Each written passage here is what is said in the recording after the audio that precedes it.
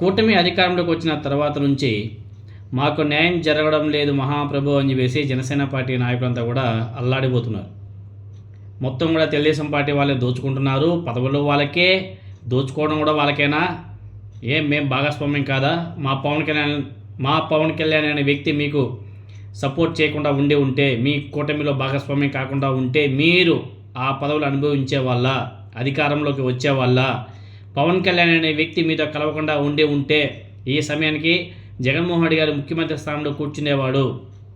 పవన్ కళ్యాణ్ వల్ల మీరు పదవులు అనుభవిస్తూ మమ్మల్ని తొక్కేస్తారా, మాకు న్యాయం చేయరా, ఇదేం న్యాయం, ఇదేనా కూటమి సమన్యాయ పాలన అని చెప్పేసి జనసేన పార్టీ నాయకులంతా కూడా ప్రశ్నల వర్షం కురిపిస్తుంటే, తెలుగుదేశం పార్టీ నాయకులు మాత్రం అరే భాయ్ మీకున్నటువంటి 3%, 4%, 6% ఓట్ షేరింగ్కి మీకు అదే ఎక్కువ భయ్, మేమే లేకపోతే మీ పవన్ కళ్యాణ్ ఎమ్మెల్యేగా కూడా గెలిచేవాడు కాదురా భయ్ అని చెప్పేసి తెలుగుదేశం పార్టీ వాళ్ళు బీభత్సంగా తిరుగుతున్నారు.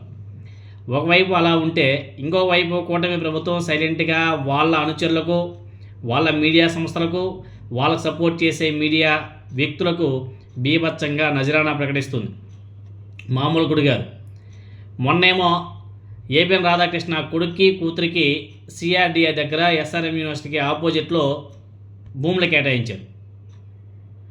అమరావతి రైతులకేమో ఎక్కడో కేటాయిస్తారు, భూములు ఇచ్చేటువంటి రైతులకి ఎక్కడో పనికిరాని చోట్ల ఫ్లాట్లు కేటాయిస్తారు. కానీ రాధాకృష్ణ కొడుక్కి కూతురికి మాత్రం ఎస్ఆర్ఎం యూనివర్సిటీకి ఆపోజిట్లో మంచి ప్రదేశాలు అప్రాక్సిమేట్గా 5.3 ఎకరాలు 5.6 ఎకరాలు ఎంతో కేటాయించారు, మంచి ప్రదేశంలో.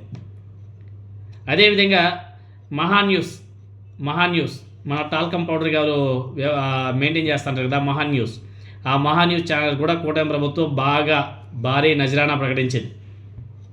మహా టీవీకి చంద్రబాబు నాయుడు గారి ప్రభుత్వం 56.64 లక్షలు 56.64 లక్షలు అంటే అప్రాక్సిమేట్గా ₹1.5 కోటి లబ్ధి పొందేలా నిర్ణయం తీసుకుంది. పబ్లిసిటీ వీడియోలను రూపొందించినందుకు, పబ్లిసిటీ ఫోటోలను రూపొందించినందుకు నిధులను విడుదల చేసింది.